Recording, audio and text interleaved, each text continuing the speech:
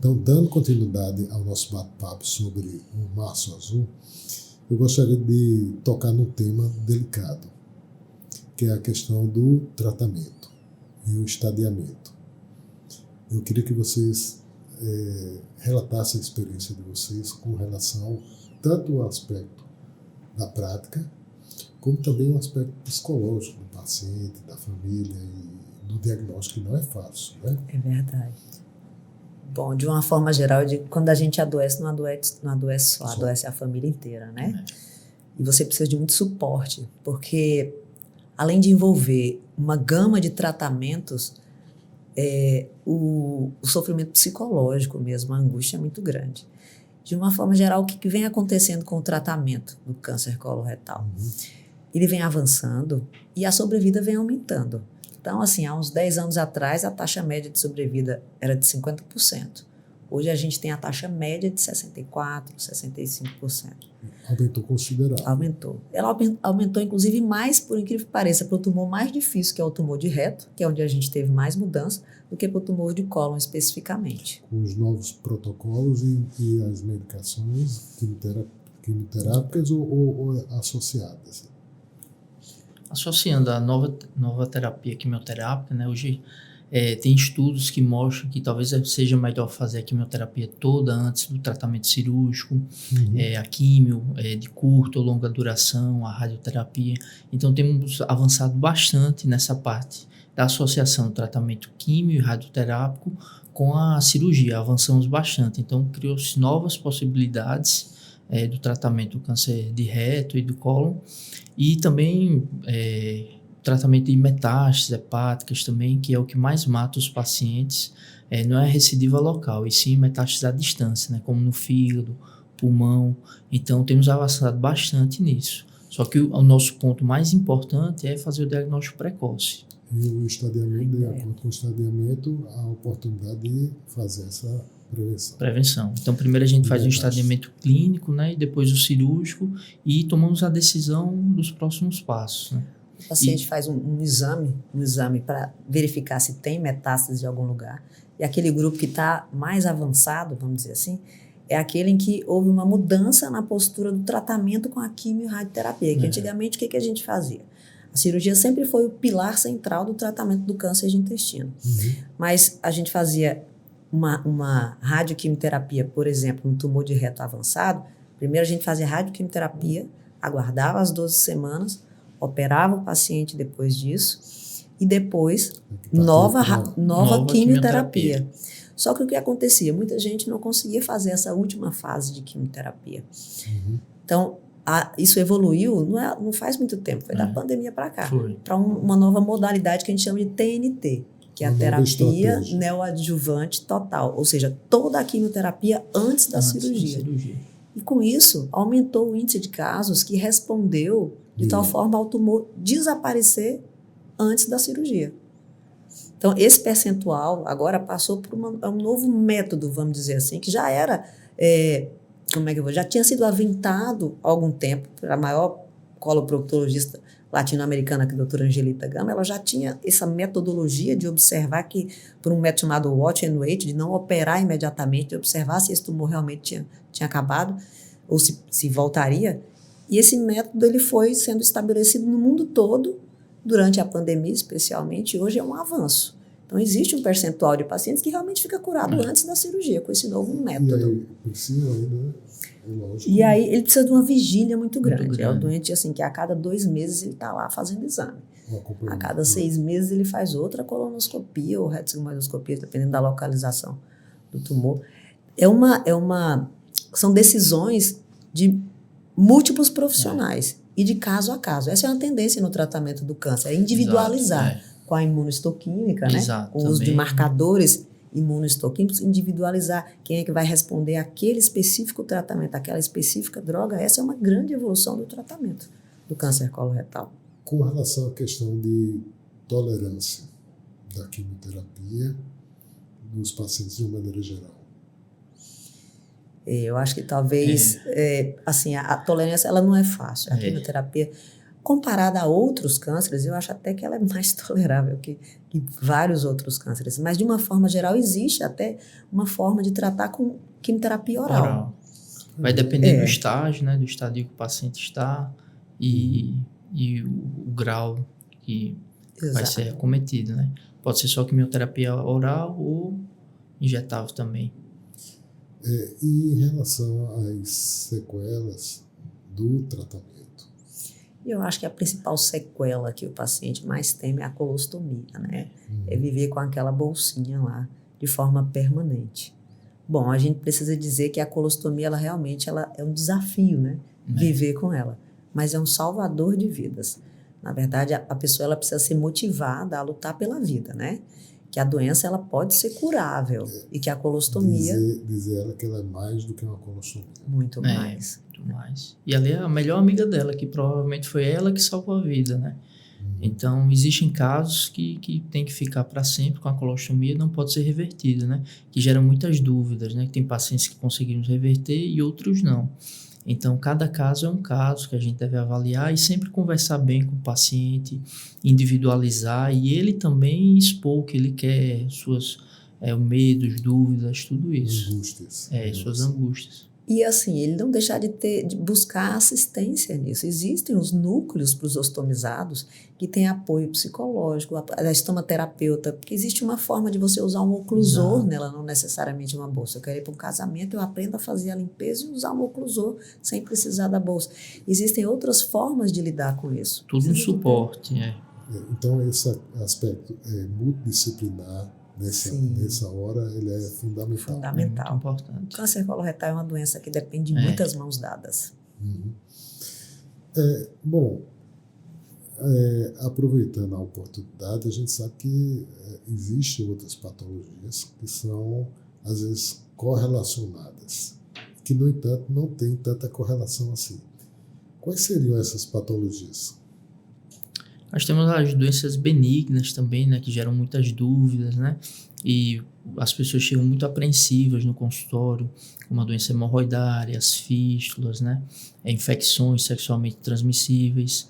Então, vale a pena, se você está na dúvida, teve algum sangramento, procurar um médico da sua confiança, um coloproctologista, para ele lhe orientar e lhe avaliar realmente e pedir os exames necessários e passar por uma avaliação adequada, né.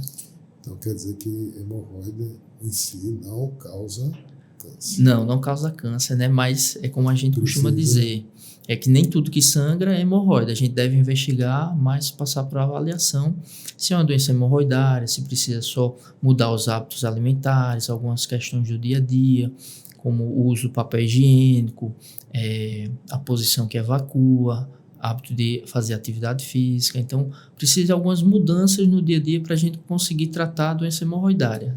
A gente tem uma certa dificuldade em fazer com que o adulto faça uma adesão a mudanças.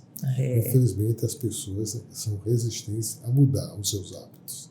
Mas faz parte da conscientização que, de uma forma geral, o intestino ele precisa ser estimulado, e a forma melhor de estimular é a atividade física, né? Então, fazendo atividade, você também está fazendo com que o seu intestino funcione de maneira mais adequada, né? Um estilo de vida saudável, na verdade, não só protege de câncer, né? Protege de quase todas as doenças intestinais. Algumas doenças têm relação com o câncer.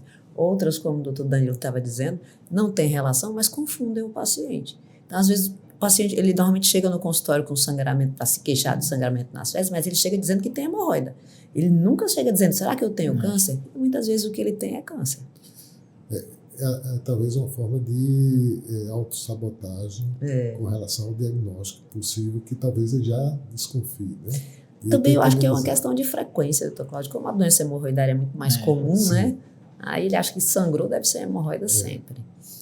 E em relação a outras patologias, além da hemorroida, assim, o que é que vocês chamariam o alerta? De atenção para risco de desenvolver o câncer, especialmente aqueles pacientes que têm já doenças de base como retocolite ou Crohn. Essas duas doenças são doenças inflamatórias do intestino que às vezes a população não sabe muito bem o que é isso. São colites, vamos chamar assim. São inflamações crônicas do intestino que o paciente ele passa períodos sintomáticos, com diarreia muitas vezes sanguinolenta, e outros períodos muito bem, né, Danilo? Mas eles embutem essas doenças ao longo dos anos, elas aumentam o risco da pessoa desenvolver o câncer de intestino, porque aquela inflamação no intestino ela vai passando por uma outra fase, né, para displasia. Exato. Tanto o tempo inflamado que gera displasia, uma displasia de alto grau e o câncer, né? Então tem que ficar atento. Se você tem mais de 8 anos de diagnóstico de uma dessas doenças, como doença de Crohn, retocolite, tem que ser avaliado com a colonoscopia e o grau de atividade dessa sua doença, se ela está ativa ou se não. Então, se você tem a doença ativa, tem que fazer anualmente a colonoscopia, porque o grau de mudança, o grau de displasia é muito mais rápido e mais alto. E se tem uma correlação também com a colangite esclerosante, né? Então, esses pacientes têm um risco altíssimo de ter câncer coloretal. Então, aquela pessoa que tem tendência a ter inflamações, seja ela colite ou seja ela doença de Crohn, ela tem um turnover, uma renovação de células muito maior, e essa renovação de célula vai que surge uma célula alterada. Exato. Então é importante para essas pessoas ter essa consciência da necessidade do segmento adequado e mais intenso. E o que acontece, né? Muitas vezes elas passam por períodos de remissão e atividade da doença. E quando está em remissão, elas abandonam o tratamento e fica assim, por causa de todo o estresse, todo o desconforto que elas têm. Então, esquecem da doença e ficam sem avaliação, sem fazer os exames de prevenção. Então, é muito importante continuar se prevenindo, porque pode chegar no momento que a gente não consiga mais curar. Assim, qual a parcela de necessidade de empenho da família com relação a esse tipo de paciente? Normalmente, a doença inflamatória intestinal, especialmente o Crohn, começa mais cedo na vida da pessoa mesmo. É o adolescente, é o adulto jovem. E esse paciente é justamente quem se cuida menos. Ele tem... porque ele, como ele passa, como o Dr. Danilo diz, para a fase de remissão clínica, ele acha que ficou bom, ele abandona o tratamento. Já o paciente, quando ele tem a doença na fase mais madura, ele consegue compreender que ele precisa vigiar aquilo a partir daquele momento. É mais fácil de aderir do que o jovem. O jovem se sente imbatível, né? A tendência dele fez a fase inicial do tratamento, ele esquece de ir 10 anos depois, quando ele chega contando que ele mesmo começa a se automedicar, porque parte do tratamento na fase inicial é corticoide. Corticoide no Brasil não precisa de receita, né? Então, quando ele entra em atividade, ele vai lá e compra o corticoide dele e toma. E acha que isso foi o suficiente, porque ele entra em remissão de novo. O jovem é o mais difícil. A questão da automedicação, né? Sim. Para a doença inflamatória. Minimizar a doença e, de certa maneira, deixar de cuidar mais. Exato. Com relação ainda à questão do câncer em si, a perspectiva de cura, de tratamento e cura praticamente a partir de qual índice ou qual estadiamento? A gente tem até 90% de cura com o paciente na fase que a gente chama de T1, é aquele onde o tumor está restrito à primeira camada do intestino. Localizado. 90%. Entretanto, é o que eu disse, assim, os pacientes que já têm metástases e múltiplas no fígado, esses têm bem baixas as taxas de sobrevida. E o que acontece é que quando a gente faz o diagnóstico, 20% desses pacientes já têm metástase hepática. Para você ver que os números são assombrosos do câncer coloretal. É uma doença muito silenciosa. Por isso que a gente tem que bater na tecla de que a gente tem que procurar a doença, racional, é procurar ela na fase assintomática. Pode esperar ter sintoma para ir atrás. É uma região muito irrigada e ela dissemina com...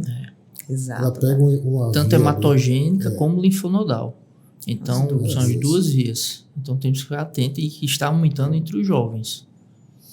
O paciente colostomizado, ele tem alguns apoio das leis. Tem. Ele acho que desde 98, se eu não me engano, existe uma portaria que incluiu ele como um PCD, um paciente com deficiência, com todo o suporte legal e jurídico desse grupo, que é muito justo.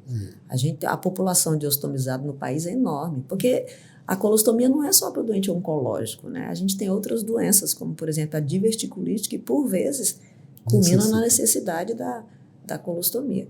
E aí até importante a gente dizer que é mais uma das doenças que o paciente confunde com câncer.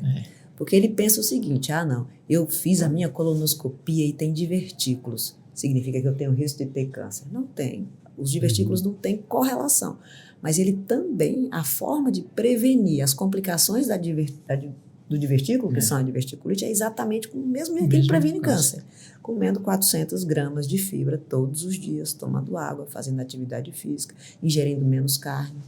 Então, a alimentação desses pacientes é essencial para o tratamento e para a prevenção. Porque o que é que acontece? Na diverticulite há um aumento da pressão intraluminal do intestino. Então, você comendo mais fibras, tomando mais água, fazendo exercício físico, você vai ficar menos constipado e o seu trânsito intestinal vai ficar funcionando melhor. Então, isso diminui a pressão nos divertículos. O que acontece também quando você tem uma crise de diverticulite, é muito importante, depois que já melhorou do quadro, após 8 semanas, a gente fazer uma colonoscopia para diferenciar se realmente era uma diverticulite, ou se era uma doença inflamatória intestinal, ou se era um tumor mesmo. Então, vale a pena a gente sempre fazer, depois de um tempo de segurança, em torno de 8 semanas, a colonoscopia para diagnosticar melhor esse divertículo e por que teve essa diverticulite. Então, nada de ficar enfesado, né? Não. Sem fezes. Eu tenho muito essa questão e também a questão do lado da pessoa, o lado da humor. Exato. Humor, irritabilidade. Irritabilidade. Assim, de uma maneira geral, a gente vê que outros cuidados ou orientações a gente pode dar para o paciente. Eu digo que assim, eu gosto muito de métodos mnemônicos, sabe? Assim, que especialmente a Abrapress, que é a Associação Brasileira de Prevenção do Câncer de Intestino, ela criou uns métodos mnemônicos para ensinar o paciente. Porque às vezes você fala assim, você só pode comer 500 gramas de carne por semana, você tem que comer 400 gramas de fibra por semana. Você precisa dar uns parâmetros para o doente, né? Sim. Então, a respeito da carne, eles dizem que a gente deve comer o bife do tamanho da palma da nossa mão, né? Bem fininho e não pode ser muito assado. E com relação aos legumes e verduras, ele disse aquela cuiazinha do café da manhã que você come com cuscuz, aquela cuiazinha tem que encher 3 vezes de fruta, legume e verdura ao longo do dia. Pois é. E começa a cuiazinha. Fica a dica para o pessoal, né? Além da água, né? Que quem fibra precisa de água, né? As coisas. A gente vive num clima horrível. Muito quente, né? Cada vez mais quente. E a gente vê que muitas pessoas, infelizmente, até pela questão da violência mesmo, tem dificuldade de fazer atividade física, né? Muito preso dentro de casa. A questão das teles é muito, entre aspas, atrativas, porém, ela condiciona o sedentarismo, é verdade. Então, uma coisa influenciando a outra. Bom, eu gostaria que vocês deixassem uma mensagem para quem está lá fora e precisa ouvir alguma coisa impactante para mudar a sua vida, a sua percepção e se cuidar mais. Bom, eu gostaria de dizer que assim, o Março Azul, que a gente trabalha tanto, né? É uma forma de educar em saúde a população, mas é uma educação que você aprende e tem que repassar. A população em si, ela tem que empregar a mesa junto com a família. Vamos sentar junto, é a hora da refeição, vamos almoçar, vamos conversar sobre o que comemos e o que precisamos comer com os nossos filhos, para eles aprenderem desde cedo, que precisam realmente ingerir uma alimentação mais saudável, né? Então, passar informação no seu trabalho também. Olha, eu aprendi muito com essa campanha Março Azul, que é o estilo de vida da gente que está levando o câncer a aumentar, né, Daniel? Focar bastante no estilo de vida, né? E não ter medo de se prevenir, procurar ajuda, né? Se você sentir qualquer um desses sintomas, ou se chegar na idade já para se prevenir e fazer os exames. Bom, eu só tenho a agradecer aos dois pela brilhante explanação sobre a questão. Aprendi muito. Espero que também nossos telespectadores e ouvintes tenham aprendido com a mensagem de vocês. E ponham em prática, né? Coloquem em prática. E que há cura, né? O câncer coloretal é o segundo que mais mata, mas a gente tem condições de curar e evitar todas essas sequelas, né? Obrigado.